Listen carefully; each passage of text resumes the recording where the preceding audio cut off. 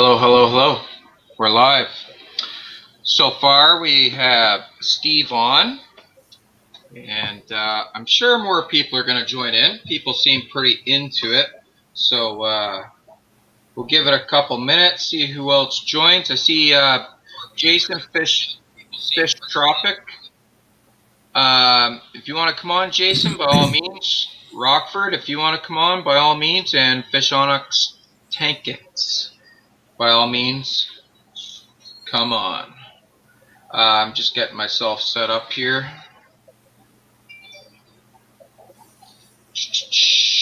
How's it going, Steve? Not too bad. How about you? Not too bad, buddy. Not too bad. Okay, I got it set up there. Now I can see what's going on. The program I use doesn't chat doesn't come up very fast at all. So I usually miss it.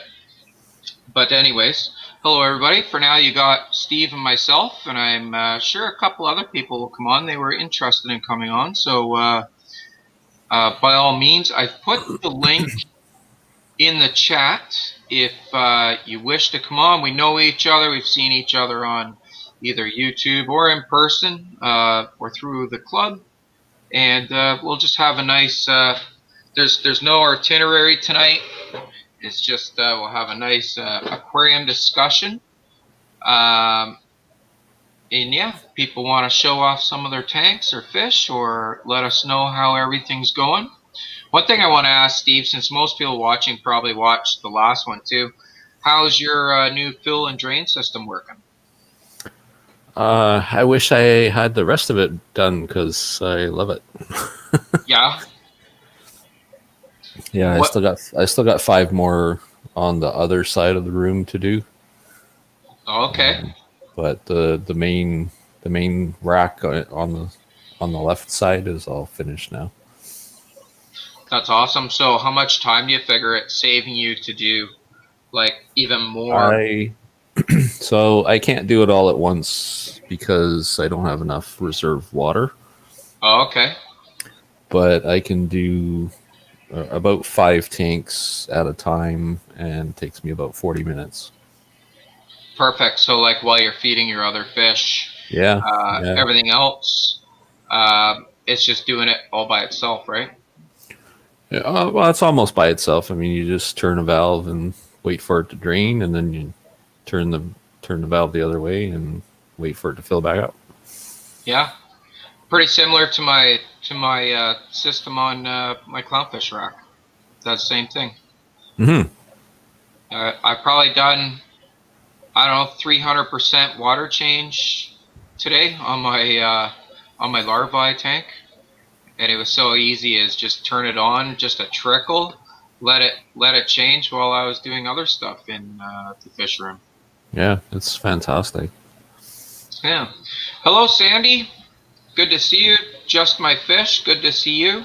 I put the link at the top of the chat. I can add it again if any of you would like to join in on the chat. This is just a open mic, no necessary topic involved. Just if you want to show off your tanks, or if you have questions, or if you want to just be a part of the show, by all means, come on. I will put the link up here one more time just in case people can't see it at the top, and it should be up there in a second. Perfect. So if you want to come on, come on. The only thing I ask from everybody, and I've never had a problem with it ever, is just be respectful of each other, and let's have a great talk. So that's what it's all about, eh, Steve? Yeah, absolutely. So how long does it take you to fill your reserve bucket when you drain it? Like, do you have to wait the next day, basically, or? I never actually timed it because it's just on an automatic fill. Okay. It has a float switch on it, and it just pulls water through my RO system until it's full. Hmm. It's not RO water, but it is filtered by the first 3 stages. Oh, perfect. So you're getting all the chlorine, everything out of Yep. it, just Yep. not. Just Yeah, I not mean, adjusting the pH. I can, I can stretch it a little bit if I slow down my water changes and just let the fresh water keep filling the bucket as I'm going. Right? But the problem is it's too cold. So Ah. like after it's been running for a while, it just gets really cold. Hmm. So I have a heater in the bucket that I wait for the temperature to come up. Very good. Very good. Rico Stan, it depends how wide angle a camera you have. If you're from the waist up, we're good with no pants. This is PG 14, I guess. PG 13. Whatever. No nudity is what that means. So, yeah. But come on if you would like to. Hello, Brittany. I see you in the chat. You're welcome to join the live stream if you like. You already have the link, and I've also posted it in the chat.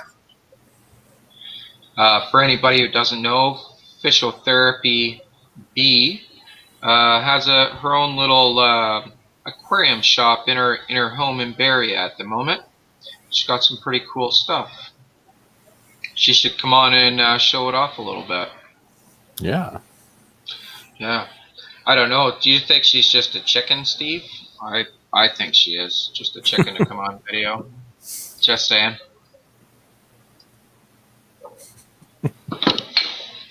So Oh, you where did my chat window go? is it gone? Oh, it's here somewhere. There it is. She's made up the excuse that the fish room lights are off. Um. Anyways, Brittany, welcome to the chat. Sorry, 8 o'clock's pretty early for me to do a chat. I don't have all day usually to Late. be able to sit. 8 o'clock's early. Yeah, yeah, 8 o'clock's early. My Very lights, my lights don't even come on until 3 p.m. Oh, really? I think I'm like 10 o'clock to. They're all over the place right now, but 10 o'clock to about 10 o'clock is what mine are running. Oh, see, I don't have mine on that long. Oh, okay. My light period is only from 3 until 11. Right. Well, I don't. When I have stuff, when I have fish breeding and I have fish growing, I like to give them a little extra light, I guess, a little extra feeding time. Yeah, I have some other lights in the room that keep it. It's not completely black, but the fish can have some private time just to rest. And but if they're up and about, they can still see. Yeah. Mine, yeah, like some 24 hours for very young clownfish. The guys you're looking at here, they're like a month old, little over a month old, and yeah, Mhm. they get about 12 hours of light.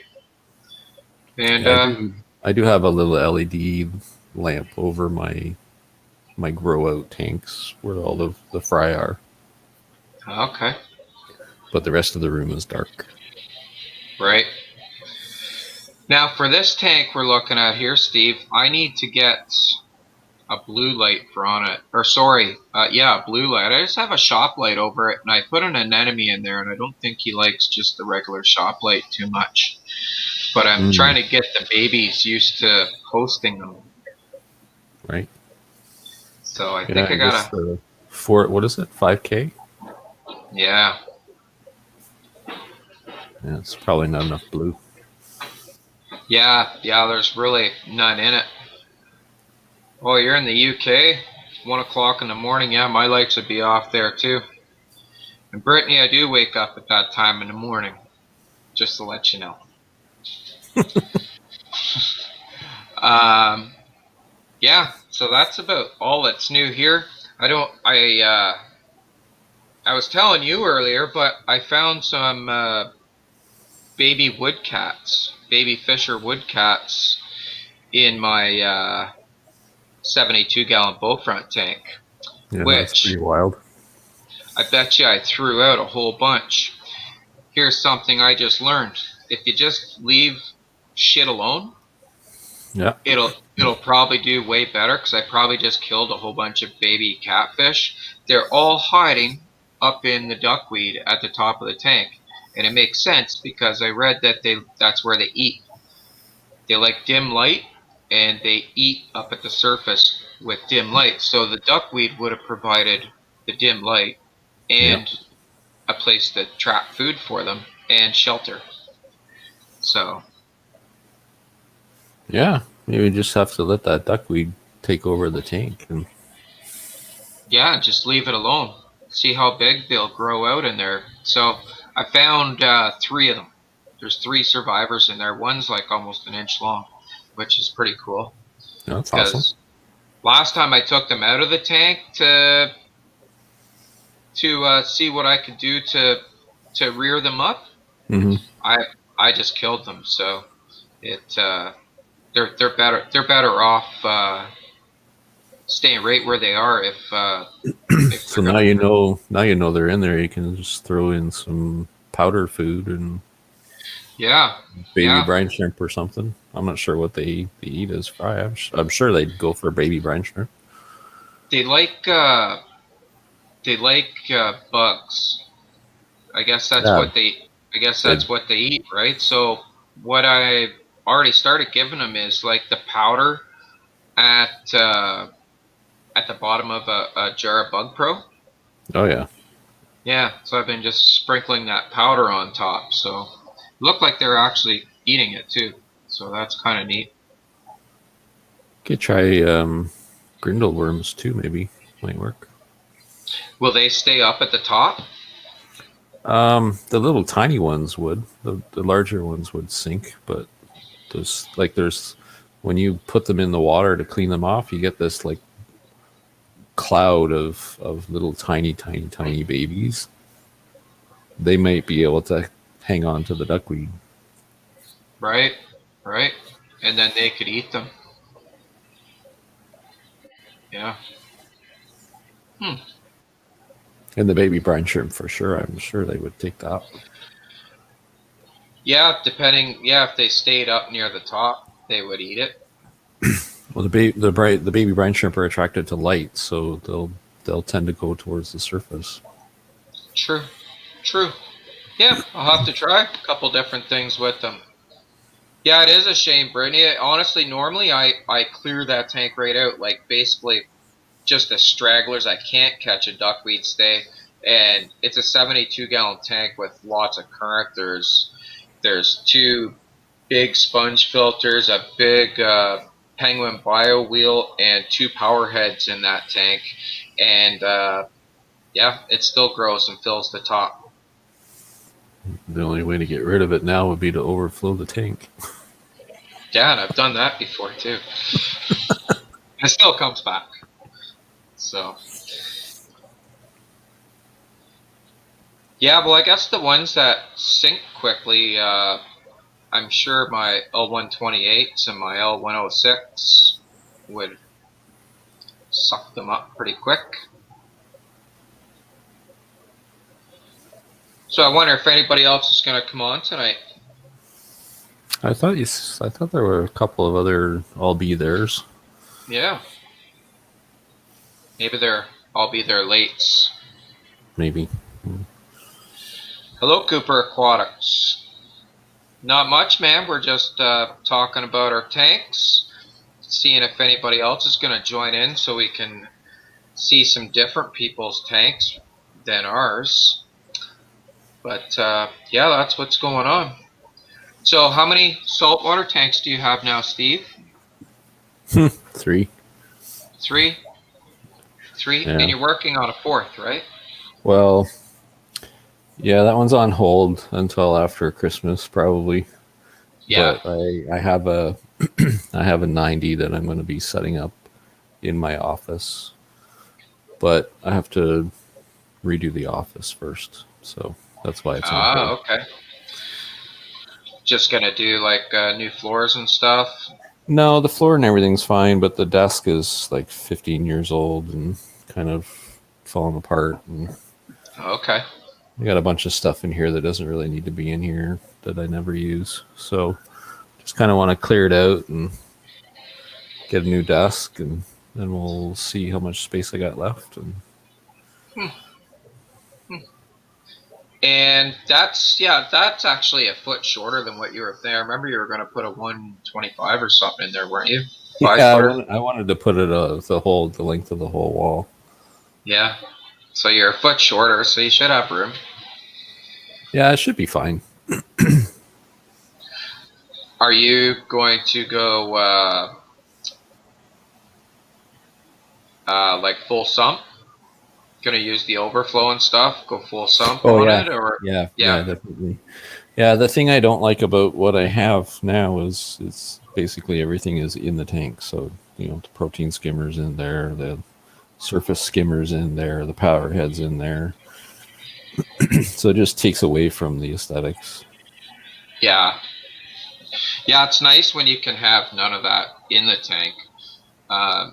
Mine upstairs has all that on the tank too, and you can see it. Although, quite frankly, when you paint the back of the tank black and all the algae gets all over the back of the tank, I'll be honest, I never clean the algae off the back of my saltwater tank. It all just kind of blends in. Right. Like even the heater's covered in the purple green algae crap. Even the power head is everything. It all just kind of blends in after that, I find. Yeah, I don't have a lot of that yet because it's fairly new. Oh, you will. I'm sure. Yeah. You will. And the salt creep all over the place. Yeah, that was the annoying part with the 10 gallons. I had sponge filters in there just to get them going because that's what I had on hand. So, and the bubbles, man, it just causes salt creep everywhere. Yeah, I'm trying to find the material that I make my lids with, and I haven't been able to find it. It's been sold out. Because I got some sponge filters on the rack there, and they're making a salt creep mess. Now, that being said, where that 90-gallon tank that you have, where I got it from, the salt creep they had behind that tank was incredible. It had their wall ruined, it had their trim ruined, it had their hardwood floor ruined under that. Like, it was bad. But it was there for like 10 years, yeah. That's interesting. Somebody's got a question for you, Steve. I have mine fairly far away from the wall and everything, so.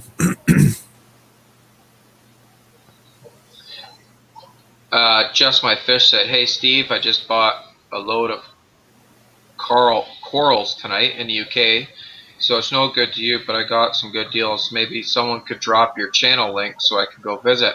I don't think you really have a channel, do you, Steve? No, I don't actually. Yeah.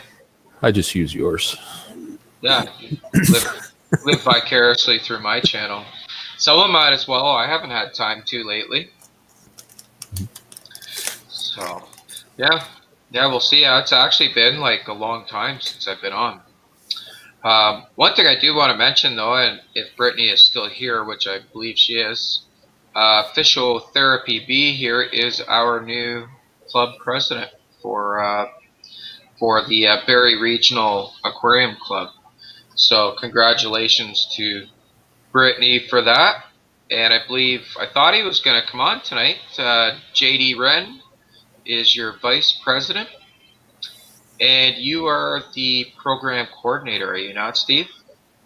Apparently I am, yeah. Yeah, did you nominate yourself? No, I did not.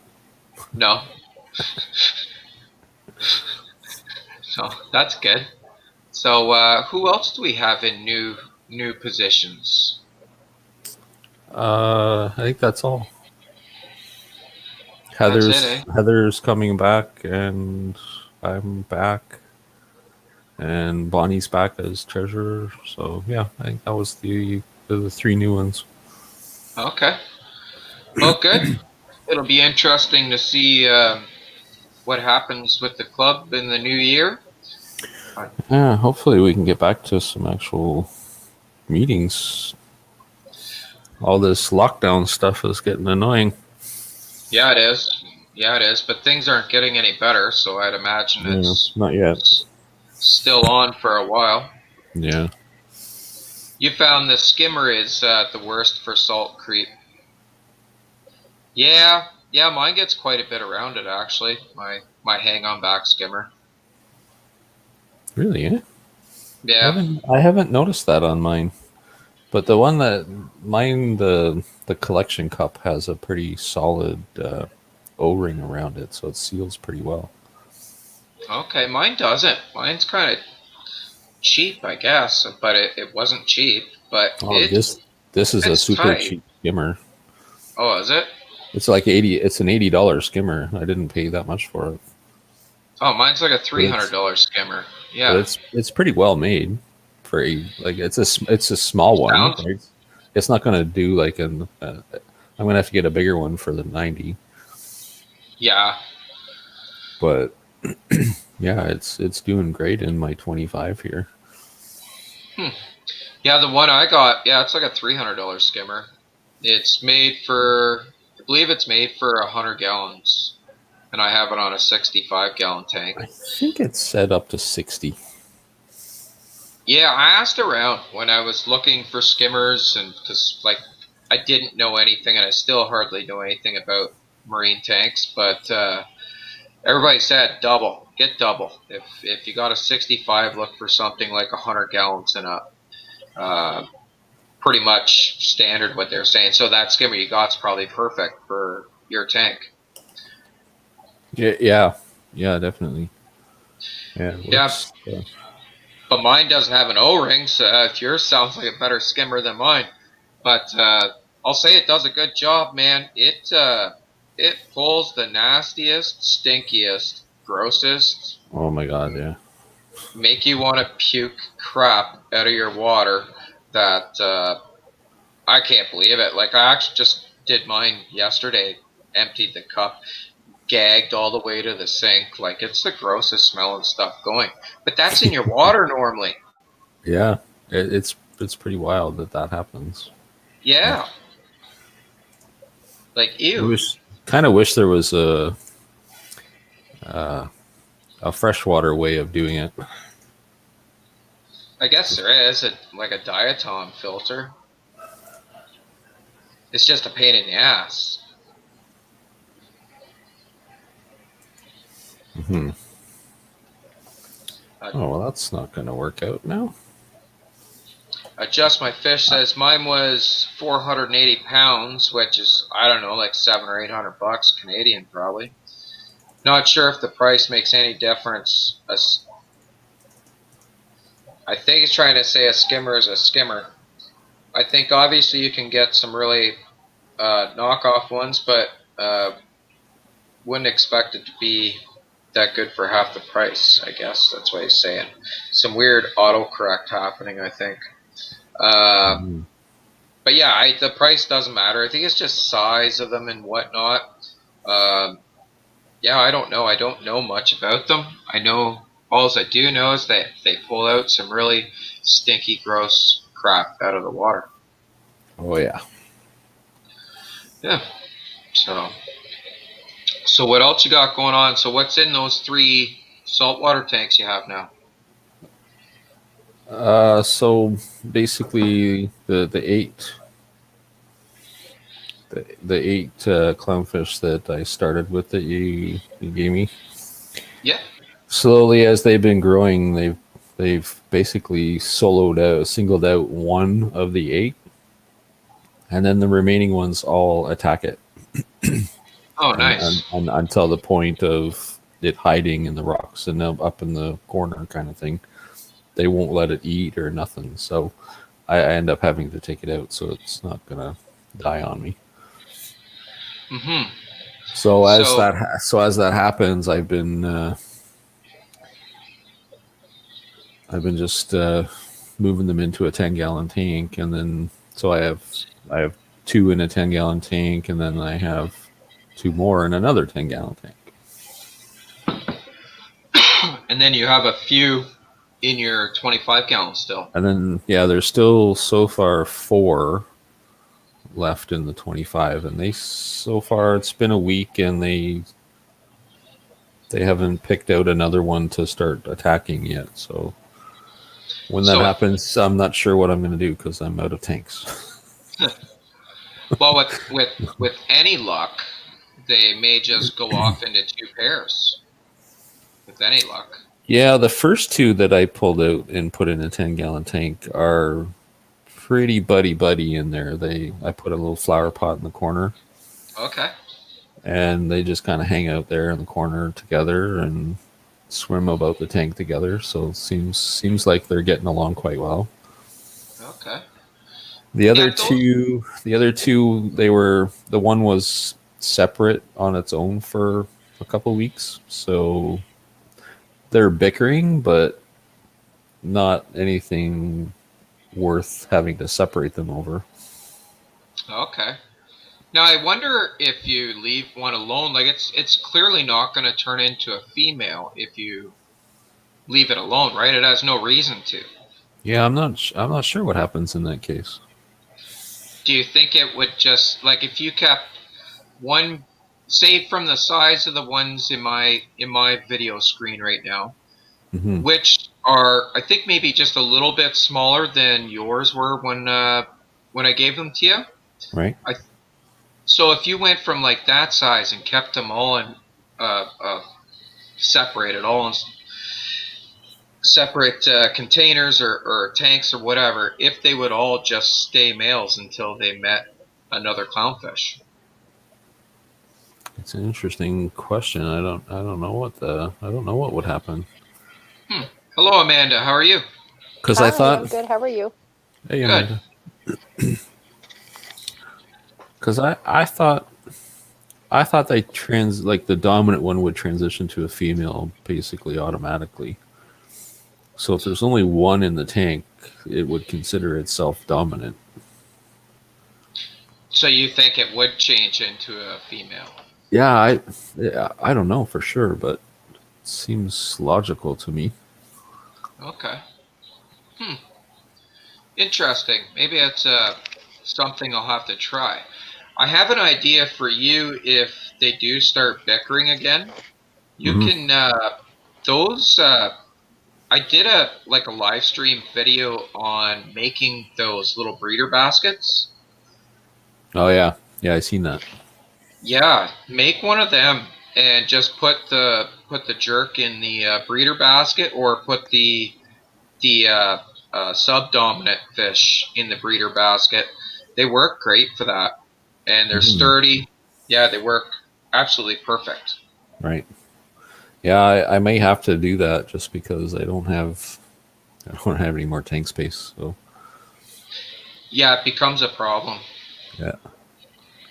So how's it going, Amanda? What do you got going on? I'm doing pretty well. I'm waiting on upgrading one of my tanks right now, one of my freshwaters. So I'm increasing the size, and then the tank that I have my fish in right now, once I switch it out, I'm going to tear it apart, reseal it, and then switch it to saltwater, I think. Oh, okay. So are you doing all this before you got I've seen that you have a big move coming up. Are you doing that like before the big move or after? I'm switching the tank before the move, and then I'm going to reseal that one, and then I'm trying to figure out if I want to start up the saltwater before I move, or if I want to wait until we move and pre-buy the fish so that I can take them with me on the way there, because where I'm going, the supply is extremely tight for anything aquarium oriented. Okay. Yeah. Tricky. The biggest pet store that they have there, like the biggest aquarium store that they have there, I think is excuse me, PetSmart. Bless you. I think it's PetSmart. So where I know Joey, King of DIY, he lives out there. Are you heading to like Nova Scotia or New Brunswick? No, New Brunswick. He's close to Dartmouth. Yeah. Dartmouth is Nova Scotia, so that would be okay. Dartmouth would be about a 4.5 hour drive from where I live. I'm going to be living. Okay, well there's a fish store there. One fish, two fish. It's called. Yeah, And he said it's about an hour away from where he lives. So yeah, so maybe it's closer to you, maybe it's farther. I don't know, but yeah, look up one fish, two fish, and they have like marine everything. Mm. Yeah, So I because I know know it's the not close. like they might do deliveries too. Mm. I know that there's one aquarium store that's about an hour and 45 minutes away from where I would be. I'm not Cheapers. sure of how much stuff they have. I checked them out online and they're a little sparse too. It's not a big hobby over there. So I'm no. trying to see if I can source something out. Yeah, like aquatic plants are going to be difficult. Shrimps and fish and everything in general is going to be a little bit difficult to You find You have to and should to come by have over to get there. a So shipping before we channel do the to. move, I'm gonna buy a bunch of tanks, like a bunch of 10-gallon tanks, something, it's just so I can set up my room because when we move, I'm gonna have a dedicated room just for this. Hmm. That's the best way So to do it. I gotta, yeah, I have to pre-buy as much as I can before we move, and then the company will ship everything out there for me. So I'll have like I have about 25 fish right now with Okay, me that I'd have to be moving. not too bad. So it's nothing too bad. I mean, I have some pails that I'd be putting them into with the air stones for the Hmm. for the trip. Right. So it should be okay with that. Brittany says And she'll you're figure out how to ship to you. Yeah, I was gonna say set up a shipping channel with Brittany and can Yeah, it ship might be it might be things. something I have to start up over there. I don't have it there, so I'm probably gonna have to do it myself. Yeah, if it's not a big market, you may have some opportunities there. Yeah, that's just it. There's not much of anything going on over there. Like I said, it's pretty much in Frederick, in like the Fredericton area. It is like PetSmart.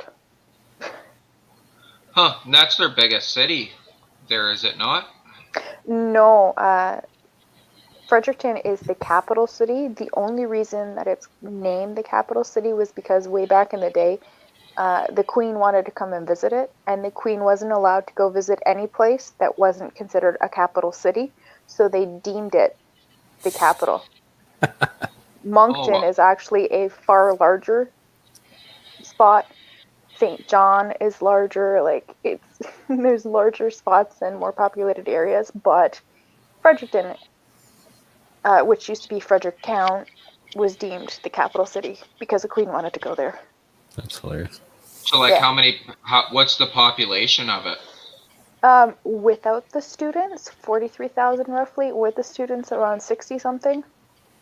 So like half a berry. No, not even half a berry. Berry's over Yeah. 300,000. Oh, are they? Oh wow. Yeah. Okay. Well, Aurelia-ish then. Yeah. Yeah, Aurelia's. maybe Aurelia, and that's if you include like Fredericton and Ormukta, which is like the base. They've got like the Hmm. biggest base in the Commonwealth, about a Well, 15-minute drive, so. Aurelia supports an aquarium shop. Mm. So Yeah. Mhm. yeah, yeah. But yeah, it's a little sad, so I'm already pre-planning, and I'm gonna get a bunch of 10 gallons and some 20s and anything I think I might be able to use and take over there. And because we have a move with the military, so they end up shipping all of our stuff for free kind of thing. So I'm just gonna pack as much aquarium stuff as I can in there and take fish with me in the Cool. car. How far will Quebec be from you? That'd be a good 8 hour drive, probably, wouldn't it? Mhm.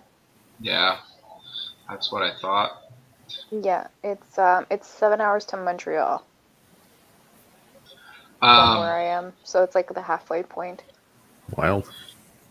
Just My Fish says, I'm not sure about that because of dominance is due to all the males, and if there is no other clownfish in there, there's not going to be any exchange of hormones.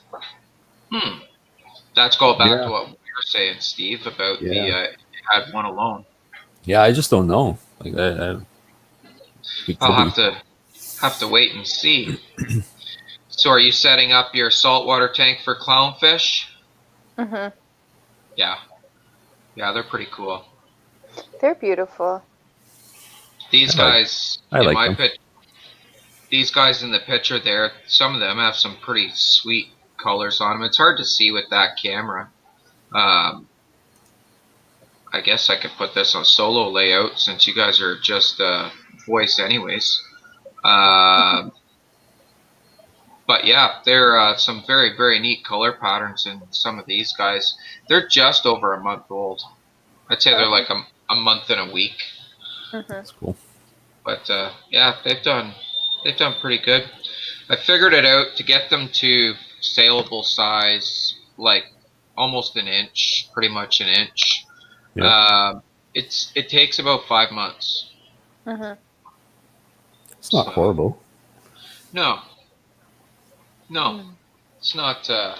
Yeah, not horrible, but now I guess maybe one thing I am trying is increasing the water temperature a bit. I have it up to about 81.5 on the Oh, rack wow. now. Wow. And they say if I bought a book.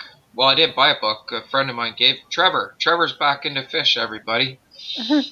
He came back and he dropped off a book Nice. about clownfish, all about breeding them in captivity and everything else. And it did say that the difference between 78 degrees Fahrenheit and like 82 degrees is huge in their growth. They'll grow way faster at 82. Really, eh? Yeah. So what would you need for a setup for the tank, just like for clowns?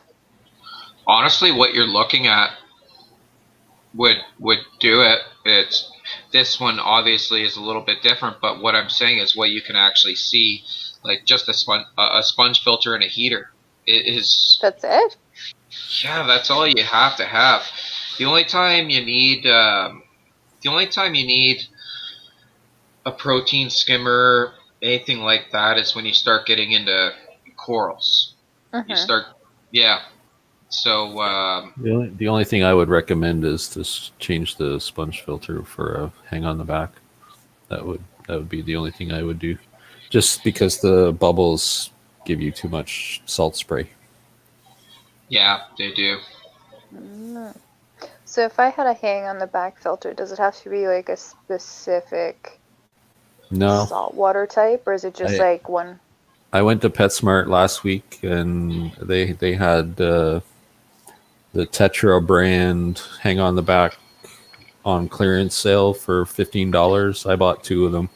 Because I've got So about like 4 or 5 hang on the back filters that are just floating around here right now. yep, your standard aqua clear would be fine. Okay. Now I can tell you both exactly what I would buy if I Mm-hmm. wanted to just house a pair of uh, clownfish. A pair of Mm-hmm. clownfish, say with some live sand, a few rocks, maybe, and even some soft corals, like some of the easier corals in an anemone. I would Yep. buy the Fluval Marine tank, 13.5 gallons. It is set up. It is so Yeah. slick. It's not even funny. The heater, everything in it, protein skimmer for it, the heater for it, the filter, it's all hidden away, and and it comes with a light that's good for Yeah. corals. The It's reef light, all yeah. yeah, it's absolutely decked out from you out of the box. You can't go wrong. Other than Yeah, I saw that one. it's a bit expensive, but really, by the time you buy a proper light, if you want to get into corals, and you're going to want to, and all that, Mm-hmm. it's ready for it. It's set Mhm. up. I agree. They're a nice little tank. They're really sleek looking. Yeah. Yeah, I think that was the route that I was aiming to go towards, but then I looked at the size and I was like, you know what, I'm gonna want a bigger size for when I move. So I'm just They thinking do that have I'd be. they do have a bigger one, but Yep. Yeah, I saw the bigger it's one. getting up there in price. But That's the one that I honestly, think I'm gonna be getting. But I'm but just for what I have right now because I'm just gonna reseal the tank that I have and I've got a bunch of filters around. So I was just thinking if I could use that right now. That might Honestly, if you add up buying everything, like I did a 65-gallon tank upstairs. It was fresh water and I converted it to marine. When I add up how much money I've spent on that, buying a protein skimmer, buying this, buying that, buying this, I would have been better off. I would have been better off just buying that's even the 32-gallon setup they have. I would have been better off buying cheaper. That's Do you actually need the protein skimmer though if you don't have the coral? no, you don't need it specifically, but it's always nice to have it there anyway. Okay. So I think Nicole's watching our live stream and reading our new clownfish book, and she says, one thing I find interesting is there's 1,000 species of sea anemones, but only 10 of them are considered natural clownfish hosts. That's kind of narrowed it down, eh? 1,000 species that we know of. Yeah, that's probably a lot more. I don't think we found them all. But possibly, like, any places they would probably be very shallow water, right? Where we could actually find them. When I've been diving, I think you see clownfish around 60, 70 feet of water. Yeah. Which is where most of the reef is in about 60 to 100 feet of water.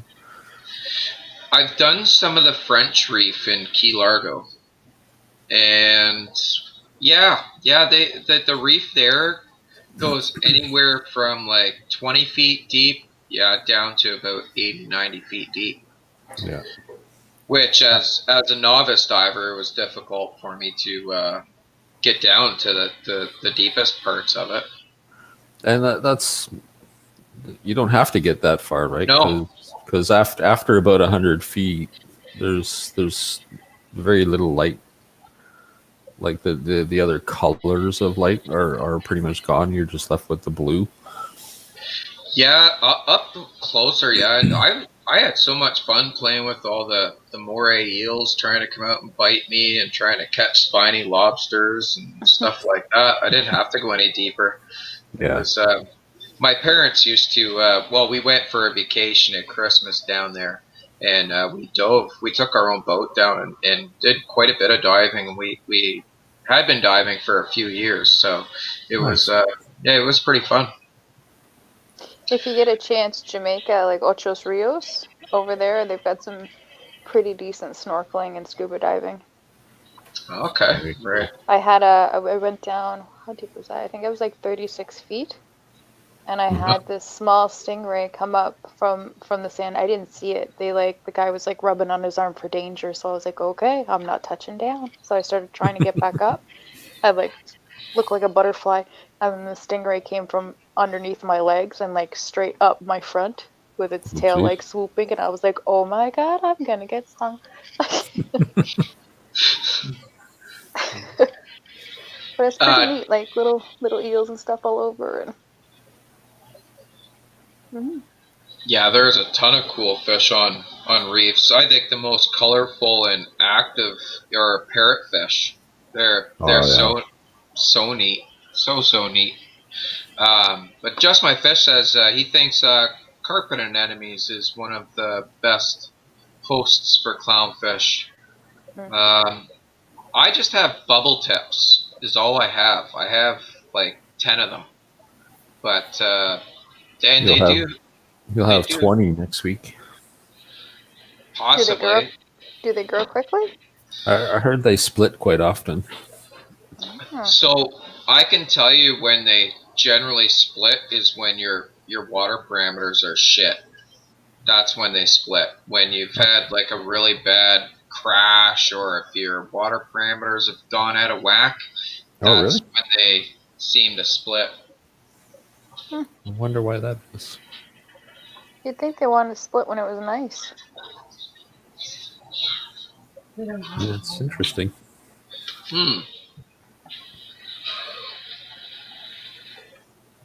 Nicole's showing me some stuff here. And she is saying, are you saying that bubble tips are better? Or you don't think we have bubble tips? Oh, Nicole doesn't think we have bubble tips. This is what we have. Huh. Alright, I guess I gotta figure out what kind of anemones we have. But it's one of the 1,000. yeah, we're in there somewhere. But I'm pretty sure. Everybody tells me they're bubble tips, but I guess I got to. Gotta look. Do they have bubbles on their tentacles? They do, little ones on the ends, and they're kind of rainbow color. Ours, eh? They go all different colors. So yeah, they don't look like the ones we're looking at in this book, though. But maybe that's a different kind too. Don't know. But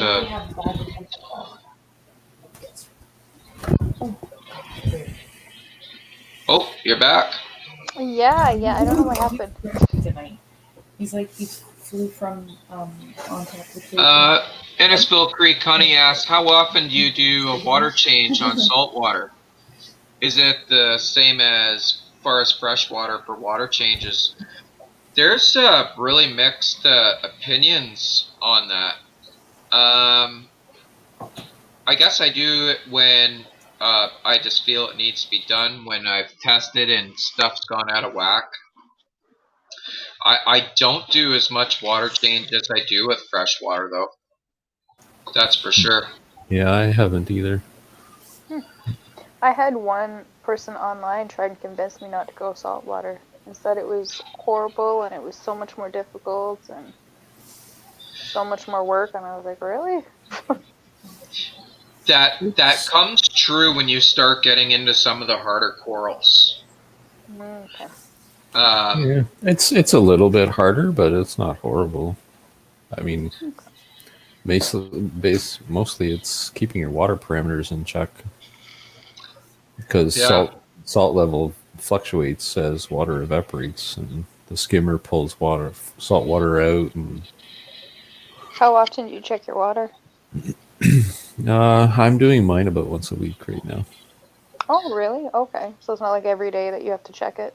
No. Oh, okay. I check my salinity every day on the rack, every 2 or 3 days on my 65 gallon upstairs.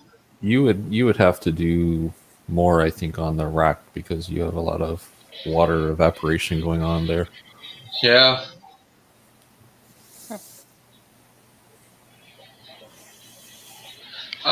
I like what Brittany says here is she says, even with fresh water, there is no schedule that works for every setup. And that's exactly true. It depends on your bio load. The one thing with marine tanks is your bio load can differ greatly, right? Like if you have a good active culture live sand and you have good active live rock, that actually filters your water as well, all the creatures in it. Mm-hmm. So there's different things that add to it, right? But then corals, they pollute your water. Corals excrete waste just like anything else. You have to feed them. Anything that eats adds to bad water quality. So they do eat. Corals eat quite a bit, actually. So it depends, again, on your bio load. And the one thing with marine you have to remember is you have to include your coral in that bio load. Yeah, the interesting thing is the corals will actually consume elements out of the water that you have to keep replacing. It's kind of like nitrates in your freshwater tank, right? It's the plants are always consuming the nitrates and phosphates, and it's the same thing, but the corals are the ones doing it. Mm-hmm. So here's where things get tricky with marine, and I'm just learning this now. So I've started to get some harder corals, some corals that eat more, some corals that add a lot more. And something that can happen with your marine tank is your marine tank can start to starve for nutrition. That can happen with your freshwater tank as well, but it's generally much more noticeable and easy to deal with. Yep. Starving for nutrition in your marine tank, I've always been able to adjust everything with salt. But with the added coral bioload I have in that tank now, I'm actually starting to add tons of rotifers and whatnot to the tank to try to add more nutrients to it, because I think the corals are sucking all the nutrients right out of the water. And what that does is gives you bubbly, shitty algae all over your tank, and it looks horrible. That's what I had. Yeah, that's not enough nutrients. Yeah.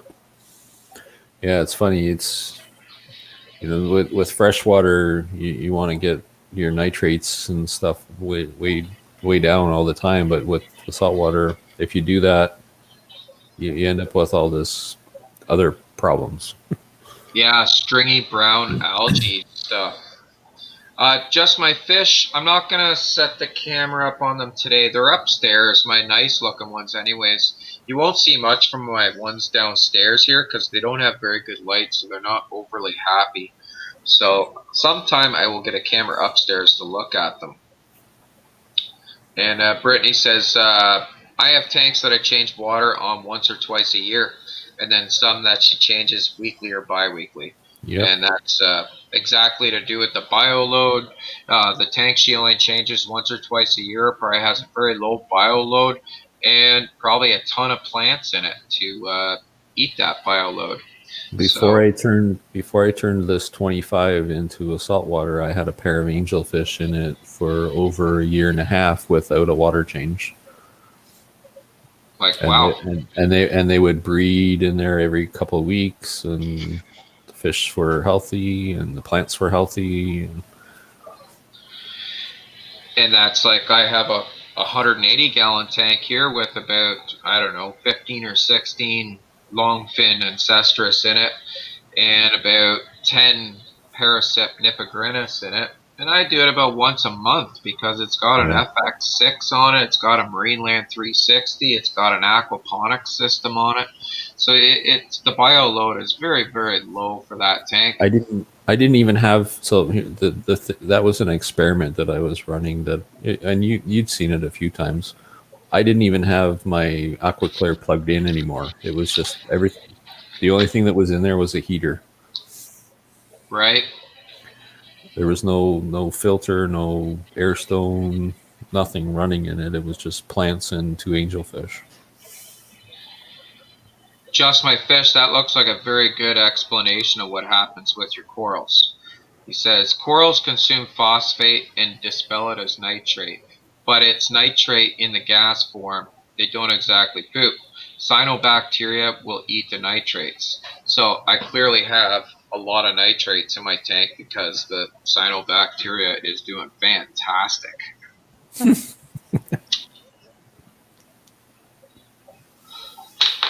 So I just have some of that brown goopy stuff left. Certain little spots here and there. It's way better than it was, though. Yeah. Yeah. And then I have tanks like my 90-gallon Pleco grow out tank with about 300 or 400 ancestris in it, and it gets a water change every few days just because. And it's got like 10 sponge filters in it. Like, but just the poop buildup alone is enough to have to give it a water change. Yep. The one main tank that I have in the living room, it's my freshwater one. It has like a decent amount of fish in it right now, but the filter that's hanging on the back of it, it's like a 20 or 25-gallon tank, and the filter that's on the back of it is good for a 70. And then it's heavily planted with actually the plants from Brittany. So I think I change the water in that now once every month and a half or 2 months. So they're pretty content in there. It's like my levels are always good, and they're always nice and happy in there. Yeah, I guess that's the key, is as long as the parameters are not going the wrong direction, you should be fine. Yeah, I think I found a pretty decent balance for that one. like with my plants versus like filter and fish ratio right now. I have a 20-gallon with a pair of convicts and about 300 babies. Wow. I got to change the water twice a week. Whoa. I did 300% water change on my larvae tank today. Oh my So gosh. it all depends on Use it what you're 300. doing. Yeah, I did 100% water change 3 times today on it. Wow. Yeah, but it depends what your, as Brittany said as well back there, depends what your goals are as an aquarium keeper. And my goals are to produce healthy clownfish babies. So this is what I got to do that. Right. But I also made a system that made it real easy to do that. So it's not as big of a hardship as it used to be. And that's the same as Steve. He's got very similar goals with different species of fish. And so he put an auto change system on his as well, so he can do multiple water changes at once while he's feeding his other fish. It depends Yeah, how I love it. yeah. Next time I'll take the phone down and we'll demonstrate how that works. Yeah, fish room goals. I'd like to learn how to do that. Watch videos, yeah, Yeah. and get ideas, and then put your own spin on them. Sandy's asking here if I can do a video on the aquaponics system. Sandy, I already have, but it's way back. It's really old, so maybe I should do an updated one. But yeah, my pothos is doing absolutely fantastic in it, and yeah, all the leaves are like as big as my hand. So it works. It works very well, and I believe it really helps stabilize the 180-gallon tank. Yeah, I bet it would. Oh, I've got to go. I've got a little one calling me right now. All right. Well, All right. thanks for joining us, Amanda. Yeah, thank you for having it. And maybe we'll have some actual fish club, either video chats or whatever coming on. I guess we'll see shortly with all the elections done now. Yeah, well, whatever you do, just post it and I'll join. Sounds good. Okay. Sounds good. Talk to you later. Bye. Have a good night. Bye-bye. Good night. Bye. So, Steve, what else is going on? Let's see. I picked up a couple of 40 breeders. I'm going to swap out a couple of my 20 gallons for 40s. Just to give myself a little bit more space and options. What do you think's going to go in them? Well, I have those 2 strains of guppies that I was looking at continuing on. So the blue and the orange tails. So you're going to do both? I'm hoping I can. I mean, I'm going to start with the blues just because I'm limited on space. I'm not sure how much I'm going to be able to fit down there. Aquaballs here should come on our live stream. He likes to talk guppies. The link is, I'll put the link up if anybody does want to come on again. But I know he likes to talk guppies, Steve. You guys might have a great conversation. And then out of the black metallics that I got from you, I'm getting some really nice looking half blacks. So, and they have a blue shimmer on the front side of their body. Okay. So I was thinking I might try and propagate that as well.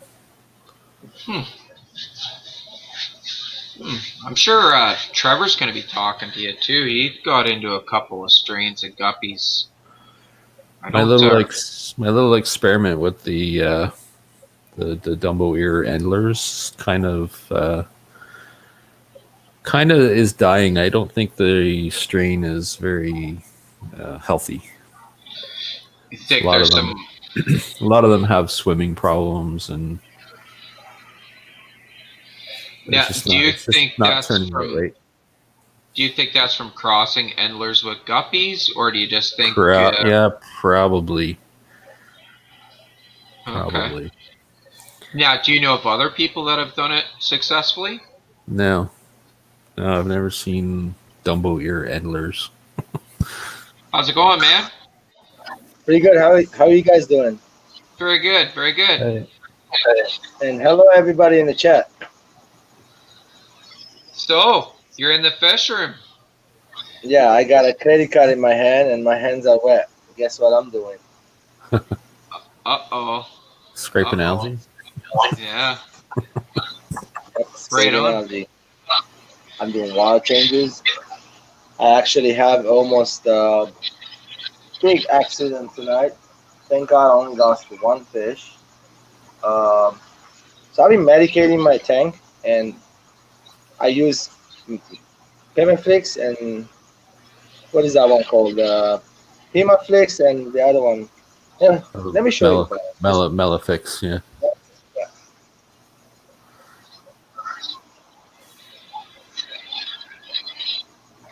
So these are the ones. Yeah. So it actually works, but you got to be very, very careful with this product. It will cure the problem, but also if you put a little bit too much, you can kill fish. So I did half dose. Today is the 6th day, and the fish saying, "Hey, no more, dude." And so I have to change water. I lost one little tiny fishy, and that was it. Yeah, So they kind of strip the oxygen out of the water, so you have to add that's more air, bad. Yeah. add more air stones or something to. And I don't have a big air pump. I have a fish room, but I don't have the air pump, so I didn't have it. Excuse me one second. Oh, gotta get the big air pump. Makes life beautiful. Yeah, definitely. Yeah, those things work well. You just have to be really careful with them. They do strip a lot of oxygen out of the water. Yeah, that does. Even methyl blue destroys cycle. Yeah, it'll kills bacteria, your beneficial bacteria. So that's one thing, I guess. I try not to use methyl blue very often, and if I do, I usually, if there's like just one infected fish, I'll take it out of the tank and dip it, and then put the fish back in the tank. I don't even have any.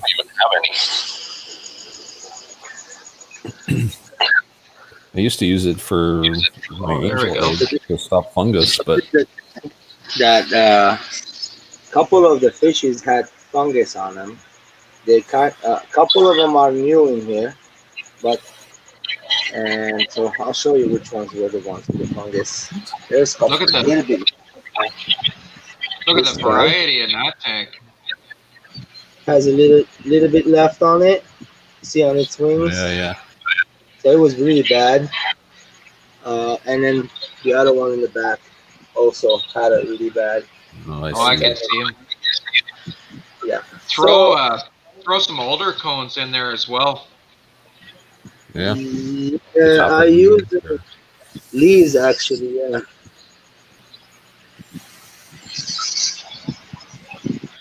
Yeah, there is some nice geos in there.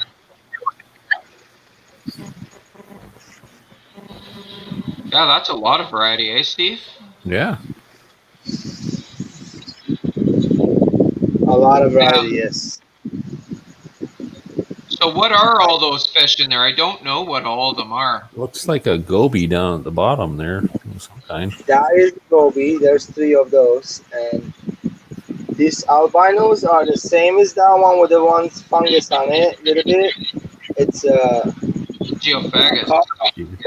It's a type of geophagus. Yes, it's called Hekili akara, and that's the albino variety of it. And also right here I have 4 clouded archers. They're really big. They're not happy, but they went down. They were on top. But everybody was on top. Not anymore.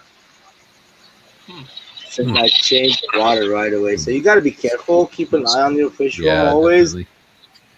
Yeah, and so in case of that stuff like that, you change your water halfway at least. It will fix the problem immediately. Yeah, that's one of the main cures, right? When in doubt. When in doubt, do lots of water changes, and all of a sudden things start improving. Yeah. Yeah, that's a beautiful tank. So that fungus happen because of aggression. They're aggressive. They're like on each other all the time. You see, no other fish has it. Um, Mm-hmm. close up. It's like an African cichlid tank, but with South American cichlids South instead. Americans, yes. Mostly South American cichlids. I And a have a red. couple of discus in there as well, is there Yeah, not? see it. Yeah, I've seen one at least. Oh yeah, there is actually. I just put a few discus in here. They were aggressive on the other tank. I said, let me just throw you guys in this tank, and it will cut the aggression down. Also, another big one in the back. He wasn't doing so good because of aggression. I have another discus tank right here. All my discus are in here. Nice. Let me turn the light off.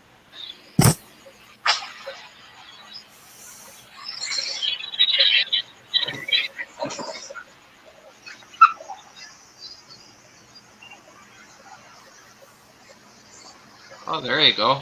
Yeah, that's a good picture. Yeah. Look at that blue guy. He's pretty stunning. A couple of Some rams in ram. there. Seen that. They were sleeping. They just came out. They're like, "Are you gonna feed us?" There's what you call it? A blue ram in there too. German blue ram. A few Mm-hmm. of them. There's a female right there Yeah. and few males. So where are you located, Aquaballs? You're in Los Angeles, are you not? Yes, sir. I'm in LA. Yeah, I thought so. Thought I remembered that. Yes. It's pretty cool that we're able to chat. Steve and I are both in Canada. You're in LA. What time is it there now? Uh, it's 6 o'clock. Little bit. Yeah, it's 6 o'clock. Oh, okay. Yeah, it's 9 o'clock here. This is my famous tank right here, guys. In the middle, I call it Team Titan tank, and it's a 6 foot long, 30 gallon, 125, 120 gallon, right around there. And it's got a bunch of different plants in there. You can see. Oh, wow. It's very heavily planted. Looks pretty good. Absolutely, it's the way it's supposed to. I mean, I trimmed yesterday. This is totally trimmed out for me, and it looks bad too, right? I still trimmed and replanted and made it look better a little bit. And scrape the glass, of course, so I can show it to you guys tonight. That's Lucky me, awesome. right? That's what happens when you work hard and keep your tanks clean. That looks like a lot of maintenance. Yeah, this is my DIY filter, guys. So I'm gonna plug it in. Have a good night, Brittany. Hey. Yeah, I have a DIY filter over here on top of this. This is 180 gallon above front tank. See the chair? That's a big chair right there, and a big fan. That was not a small tank, by the way. Wow. Yeah. Cameras do funny things. Yeah, It yeah. didn't look that big. Give me just a second. I'll show you the whole room if you want. Just a quick. I mean, there's a pair of angels, hundreds of fry. They're raising it themselves. Um, Perfect. there's like, yeah, let's see. Oh, wow. Wait. There's a whole entire 3 racks right there too, with full of fish. Look, Nice. there's angels, Philippine blues. I have some rare angels. I'm doing water changes right now. Rare shellies, different type of shellies, Alto Lamprologis. I got a whole entire army of Neo Lamprologis multifasciatus.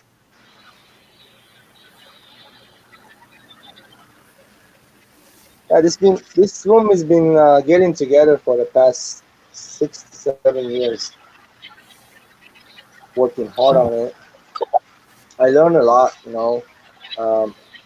but the better thing to do to get the sick fish out of the tank, put it in a smaller tank, 40 gallon or so, and use it as a hospital, medicate it in there instead of shocking the whole thing like I just did. I'm sure Yeah. the fish was gasping for air on top. That means they'd have been in shock, right? Okay, this is done. I mean, we do mistakes. I generally try to do that. I generally try to take out the fish that seem like they need some help and try to just do their own dip and then put them back in the tank. Doesn't always work though. No, not always. Well, that's how I use my water, guys. I fill this stove up and I use prime. And then, yeah, let me show you what I got here.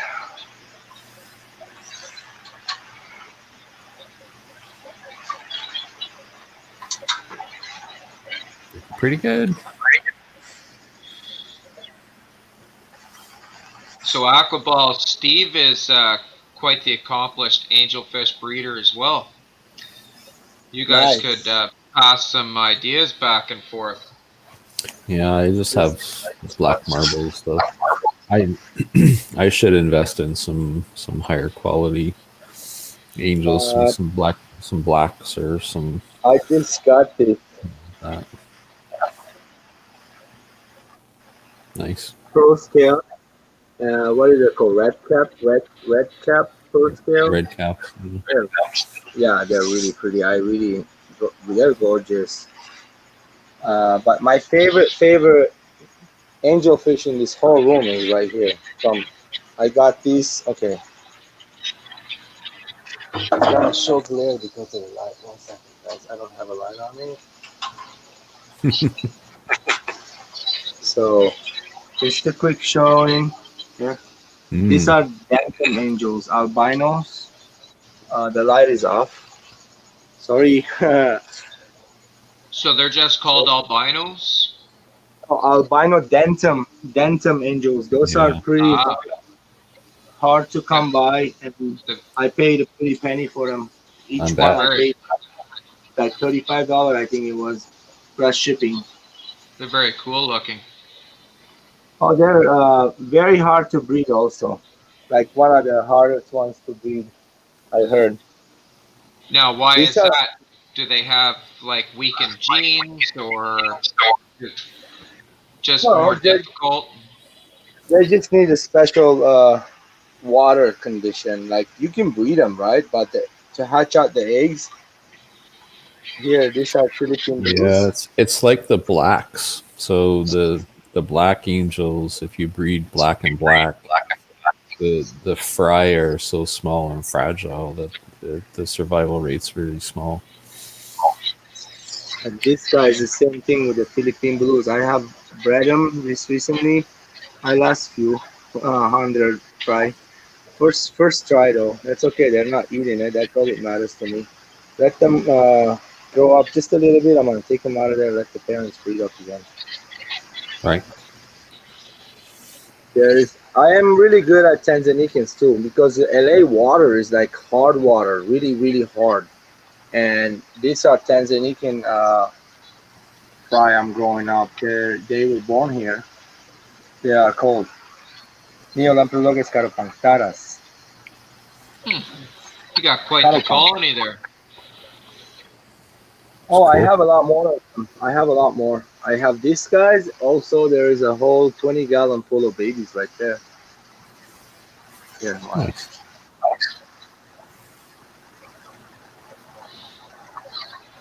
They are very fun to breed, but check these angels. Yeah, that's what I understand too. Dantums are an Altum Scalari mix. The Altums are really hard to breed. I'm sure I'm gonna have a challenge breeding them. So I'm assuming for a lot of your fishes here, you're having to do RO water if your water's hard enough for Africans. Yeah. I have a whole rack of what you call it, right? What is it called? Betas. It's RO, everything. I got the UV light. There's a sump right underneath. This is the sump. The water returns in there, trickles. It's all my help. I did it all DIY. I like DIY, buddy. It's funner that way. I better. Look at that. Nice, healthy, humane ways to keep betas. And gets trickling water from the top. Keep on drip, drip, drip. It's a drip acclimation. Yeah, I keep an eye on, and I get them going a little faster sometimes. Yeah, that's the best way to do it. Yeah, I got some glow betas. I bred these and myself and raised them. I never sold them. I kept them myself and never bred them again. Only one time just to see if they breed through, and they do breed through. Oh, very cool. And just having that trickle of water is 1,000 times more than 1,000% of the betas that get sold. They usually just go in a little jar somewhere and be lucky if they ever get a water change. Yeah. There's this brine shrimp actually. I do that all day long. I have bred alien betas also. There's few of them in here. There's a bunch of them in there. Blues. This is like my alien beta grow up tank kind of. I use it for everything. I throw everything to grow up. I have some self-cloning crawlers in here. Really big. They're like this big each one. It's really algaed up. You're not gonna be able to see. They're eating this amazing food and they go big fast. This food is like, wow. I recommend it. If you can get this food in your local fish store, you're lucky. Well, I haven't seen a lot of extreme fish food around here. Hasn't caught on up here. Oh yeah. Very cool. I got a bunch of them. There's one right there. There's one right there. There should be more. Oh, there's one right there. Is it pixelated, the picture, or is it looking good? No, it's not too bad. Yeah, it's not too bad at all. I think you don't see a lot of extreme food up here is because we're pretty much like a North Fin nation up here. That's a lot of us support a Canadian food manufacturer, and it's very good food too. So I think for that reason, it hasn't caught on a lot around here. Yeah, maybe. Ooh. Oh, look at all those baby angels. Oh yeah. I like it natural, like mom and dad raising the babies. I don't want to take babies and raise them myself. I did it. I have it successfully, hundreds of them right now, from this pair right there. First batch, I took the pipe and I raised the babies. I have like a couple hundred babies growing up right now. And so here's a pair of platinum white. They're not pearl scale though. They're just like platinum blue. They call them platinum blue, right? They're not pearl scale. This guy's, I don't see pearl scales on them. They're just pretty blue. Yeah, yeah, they call them platinum blue, I believe. There's blue sheen on it, so it's not all white. Yeah, I don't see the blue sheen from the camera. Yeah, that's algaed up. This side is cleaner. That one's algae. Let me see. That one guy, really beautiful blue on it. Sorry, guys. Let me see. I find blue is really hard to come through the camera for some reason. Pretty. That's the daddy. And here's the mom. I'm really particular about my angels, how I breed them. Like it has to be 100%, like the fins and the bottom fins. Every fin has to be perfect. So they give you no deformity. You get very little deformity if you breed them that way. Yeah.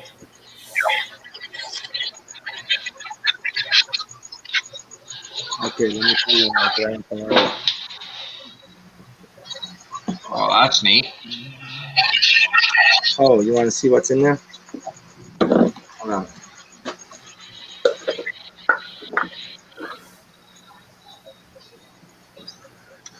There's mud skippers. I moved my camera over. Oh, look at your That's, mud skippers. Those are so cool. I don't think I've ever Watch seen them. mud skippers in Canada. How many do you have in there? 4 of them. Pretty much. Hold on, you'll get a kick out of these guys. Everybody loves them. I always loved the mud skippers, but I've never seen them in a pet store here.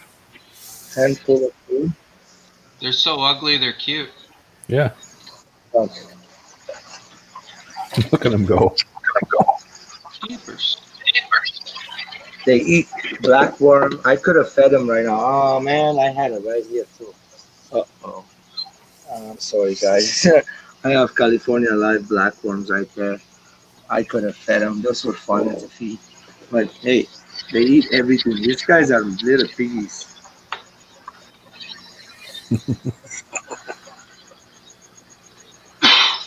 Oh, very cool. That's a good shot. Yeah, They're blue, eh? See the blue on that one. look at them fighting. Hold on, watch. They go crazy. They sift in the sand. Ah, they just gave you guys a kiss. Huh. Now, are those readily available to purchase around LA? Absolutely not, sir. No. No, they don't No, look no. readily available. Now, what do they have any special requirements other than shallow water and good food? Brackish water, Brackish. warm water, temperatures around 85, 86. Wow. Okay. Like warm, like 82 is good too. I kept them low, cold too. That's okay. I mean, right now it's around 80, 82 right now. 80, 82. And only like 2 or 3 inches of water? Well, I have kept There you go. Yeah, you're 82. yeah, I know, bro. So I have like a couple light bulbs on top shooting down. There's not much plants in there. I'm trying to get the mangrove to grow them in the fish water. There's few inches of water. I do change it once a week. They do make a lot of dirty water, and I realize that every time I change it, they're happier. But I'm looking for some mud, real mud, to breed them. If I can breed them, it'll be really awesome. I can produce them to the public, you know. So do they bury their eggs under the mud or something? Is that Yeah. They make it like a little U-turn underneath the mud, like a little barrel, and female lays her eggs in the where the mud is like no hole on the other side. They don't come out, okay? and the male goes in and then puts his fertilizes it, and then you have to mimic the tide. You have to make every 2 hours the water come up and down. You have to somehow. Hello, Oh, Chewy. wow. Wow. Hello, Chewy. Seems like a wave maker. Yes, you have to somehow mimic the ocean, like the tide coming in and out. So I think we have to put some kind of a pump with a sump Mhm. and let the sump fill it up and fill it back down. And it have to be in a different place other than this. It So can't it'd have breathe to be in. on a timer, eh? Yeah. Yeah, I have to put it in a larger aquarium and not fill up the water all the way at all. I'll have to put about maybe half a foot of water, about 12 inches, no more than that. You need to set it up like the aquaponics systems where they have the beds that fill with water and then drain to nothing.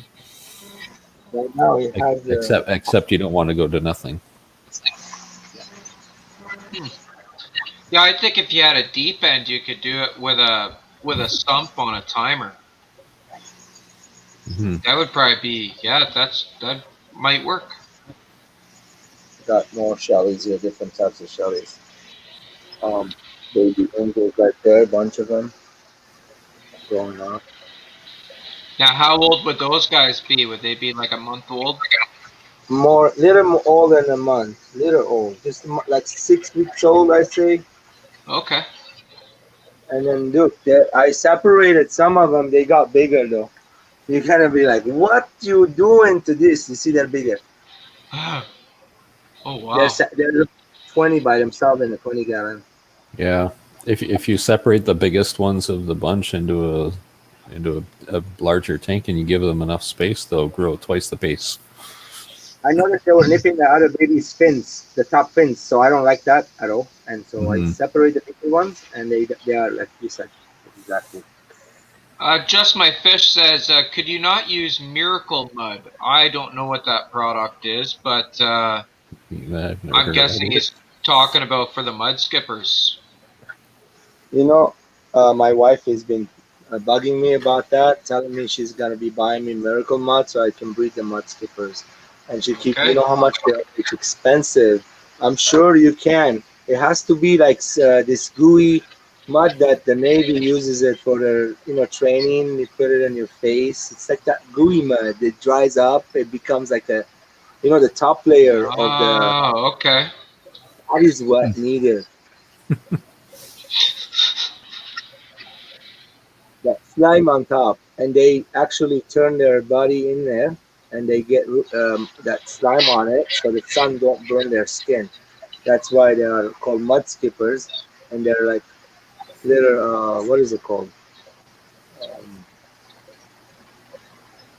there's Beta Ubras here. I did a little work on it today, and there's a bunch of shrimp also.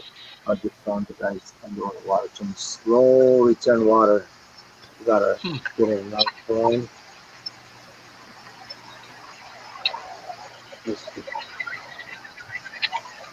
Yeah. Very Different cool, type man. of.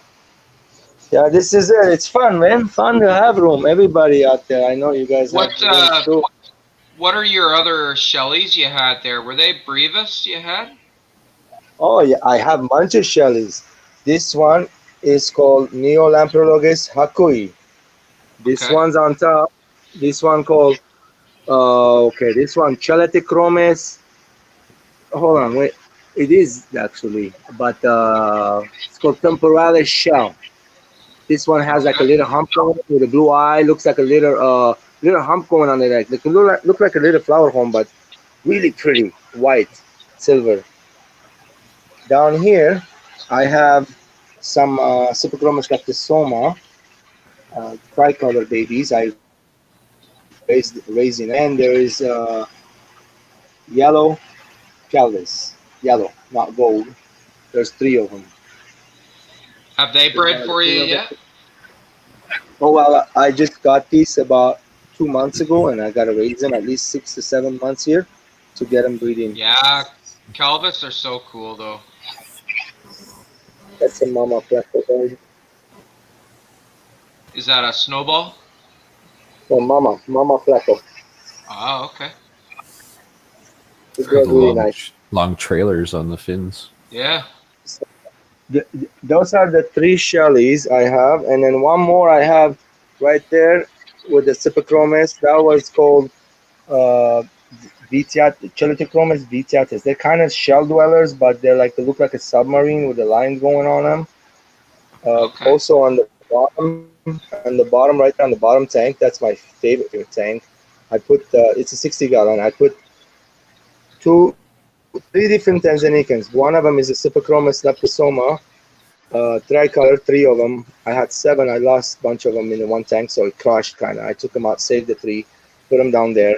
And then there is Dorfsumbu, 4. There is, let me show you this one.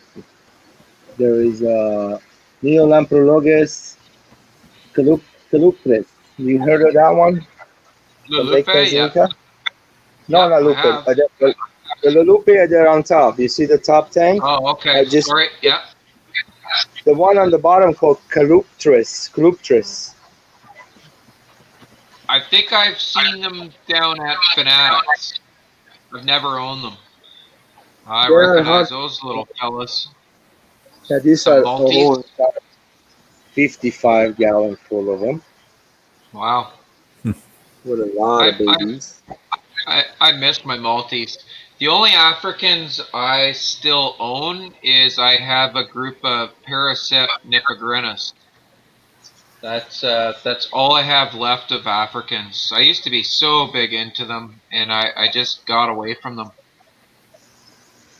These are Africans right here. They're from Lake Victoria. Those are the fry I'm growing up. They are called and something Nigeria Nairi. So they're got the red on it. Later will grow when they're adult. Also, I Okay. have three. I think they're Calvis red fire fins over here. Three fire fins. I have two black Congo in there, and the little fire babies. I just sold some. Ah, there they are. I took the rest and put them in. You got a little bit of everything. Yeah. Yeah, down here I have the brevis, and there's Cypochromys leptosoma from Lake Utenta. Cool. Brother, if anybody knows how to breed those sips, give me the technique, please. I haven't had a good luck yet. Cold water changes.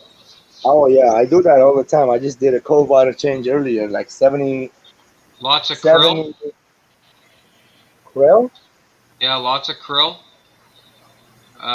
Whether it's like flake or pellet or frozen, lots of krill, and yeah, fairly big cold water changes. Gets my parasips going. They're essentially the same thing. Yeah, they're driving me crazy. I have been breeding a lot of rainbow fish. That's the what is it called? You tell me. The orange with the blue. Bosmanai. They're on the cares list even. Yeah. They are. Bosemani. Yeah, Bosmanai. Yeah, Bosmanis. I have three female, one male, and there's actually some guppies in there too with them. I have New Guinea Reds. Those are what I have. For rainbows, I've never been successful breeding them. I never really tried, but I should actually try it before they're too old to try. Yeah. I've never really been a fan of them. The shape is all wrong for me. They do look now the Bosemani aren't quite as pronounced as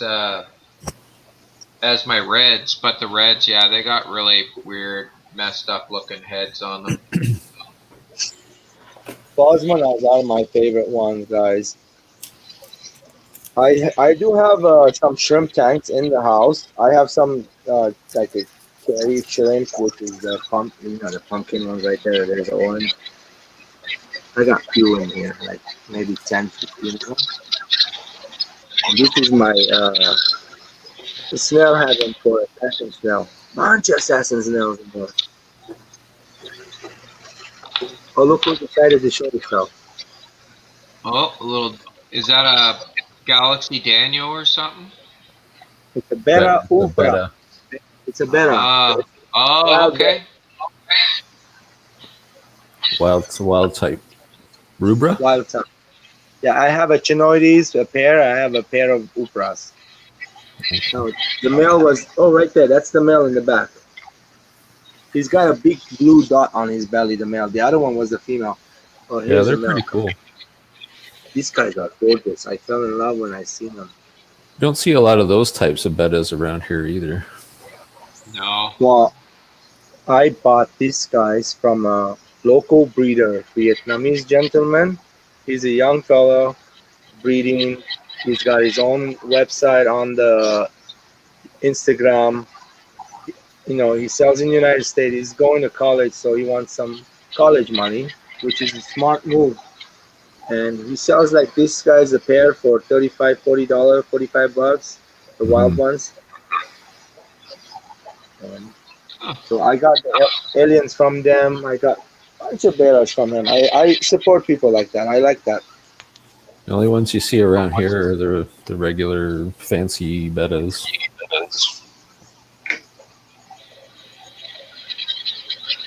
Got a lot of those. Okay, man. You can take my camera off. I'm So sure just my everybody. fish. Just my fish says cold water change with a shower head. I think he's trying to say on the hose, but it says hose are used to do that. The next day I'd have loads of females carrying, and that's with African cichlids. So yeah, so shower head the hose down and they'll be carrying the next day. These guys have a bunch of babies always. There's a bunch of fry in there. Right? That female has a bunch of fry. That's the Vichatus.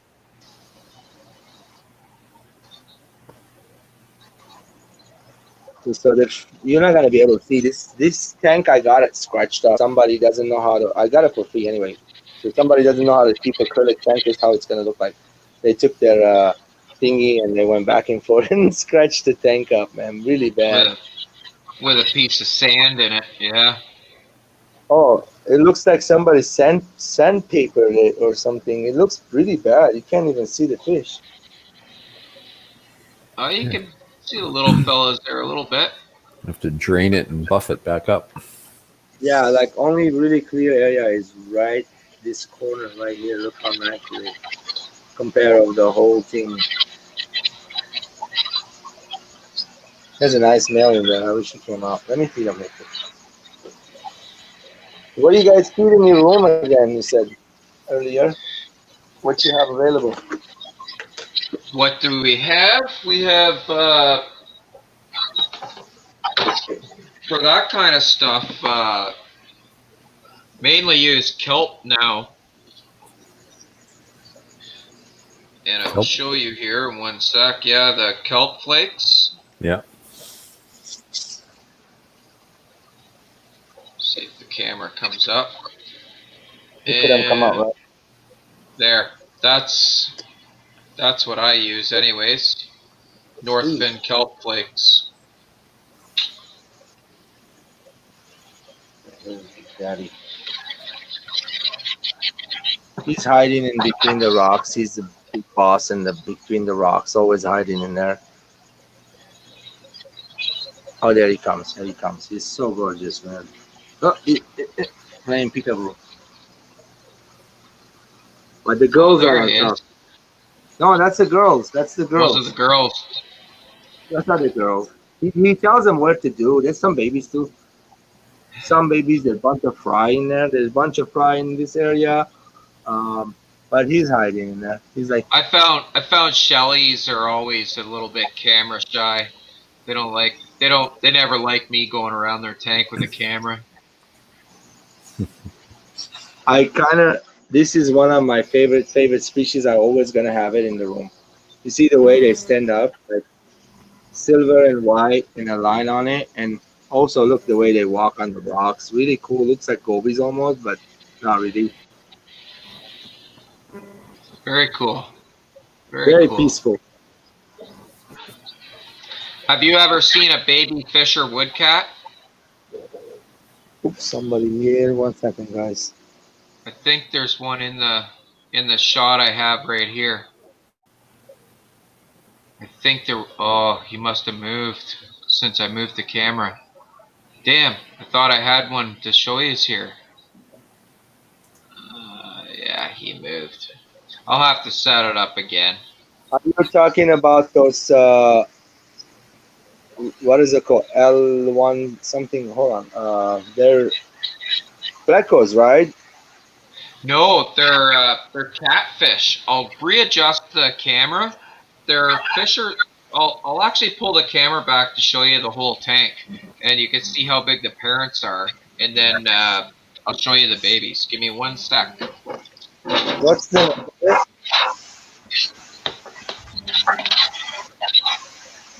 red lizard catfish? Because if that's the one I have, the red lizard pleco, I have like 10 of them. I have some in here. Look, you can see it. This one right there. That's a red lizard catfish or freckle. Oh, there he is. A whiptail, yeah. Yeah. Is that what you're talking about? No, Okay. that's what I'm talking about. There's the male swimming back and forth. Oh, that's gorgeous. What is that? Those are called Fisher woodcats. There's the female just came out front there. Wood. Now, up in the top corner, up in all that duckweed, they had babies, and some of the babies actually survived and are up in that duckweed, and that's what I was trying to take a picture of. But yeah, that's as big as they get, and that's why I got them. I didn't expect them to breed in there, but they did. So they're about like those females are about 8 inches right now. They get up to about 10 inches. And the males stay a bit smaller. So that's actually pretty small for a catfish. You can keep that in a 4-foot tank, right? Yep. Sorry. I was trying to find. Chewy had a question for me here. I don't have my guppies anymore, Chewy. Actually, Steve has my guppies now. I kind of got out of the guppies. I didn't have enough time for them all. So that's I had to kind of pick and choose, and Steve's into them, so I sent them to a good home. But yes, soccer balls. These are I actually got babies from these guys. So I'll see if I can move the camera onto one of the babies. I'm gonna step up in the chat. I'm gonna have dinner. They just called me into the house, guys. Thank you for having me up here, Jen. I'll be more than happy to come back next time. All right. Well, thanks for coming on. No problem. I'll be in the chat. All right. Sounds good.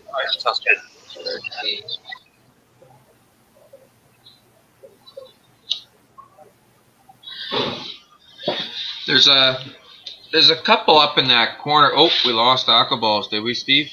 Yeah, he said he had to step off for dinner. Oh, okay. Perfect. That was neat seeing his stuff, eh? Yeah. Now, there's a couple of babies up in that corner, but you can't really see them. When I first set it up there, they were actually, there was one of the bigger ones right up front, but he must have moved. Mm-hmm. But I'm surprised they don't get eaten by the parents. Like, look at the size of the parents. You'd think they'd eat everything they could. Right. Chewy put up a link to Planet Catfish, which is actually a really it's old, like it's been on the internet forever. Planet Catfish, it's a fish forum, right? And they have information on just about any catfishes out there, so you can find Fisher woodcats there. Have to check for L128s there. Yeah, they have it there as well. So thank you for coming on, Aquaballs. That was awesome.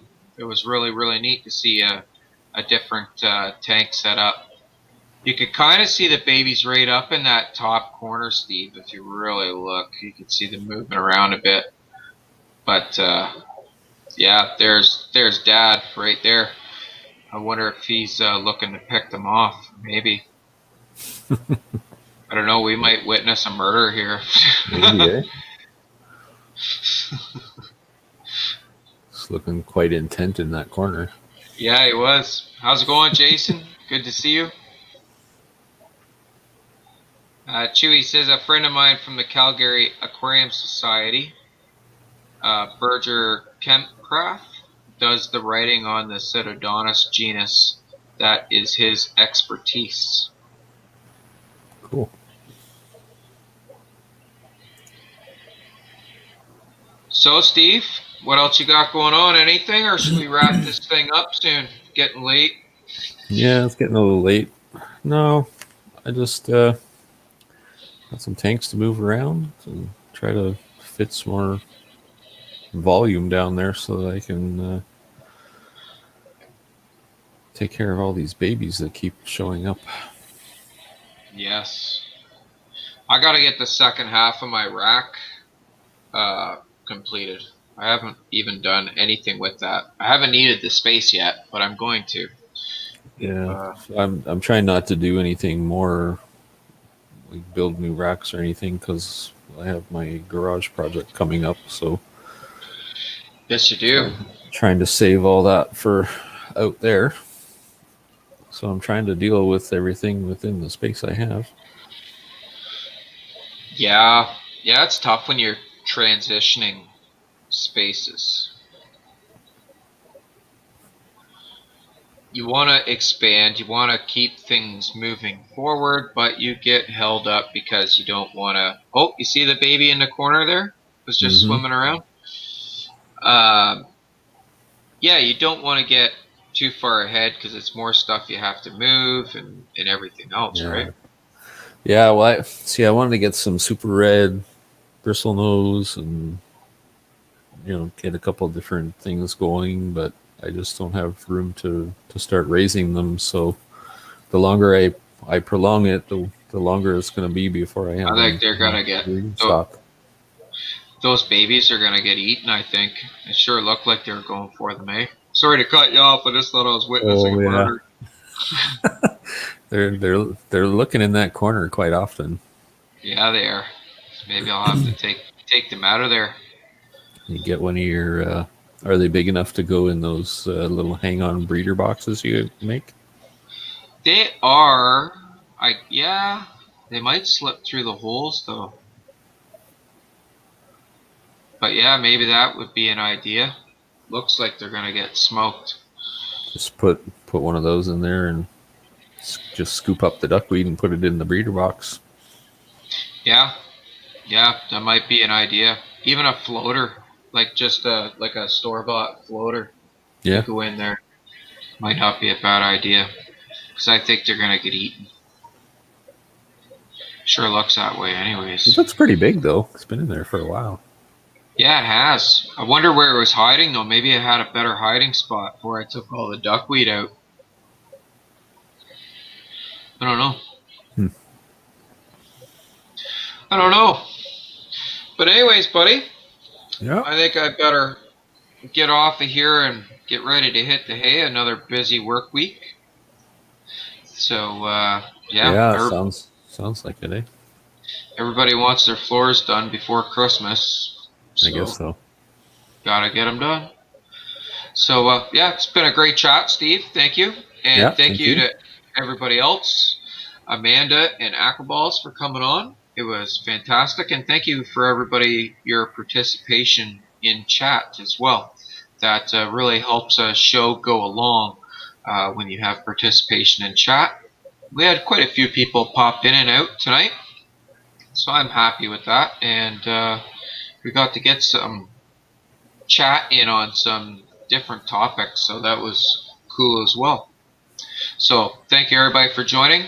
Thank you, Steve, once again for joining, and we will talk to you all later. Bye for now.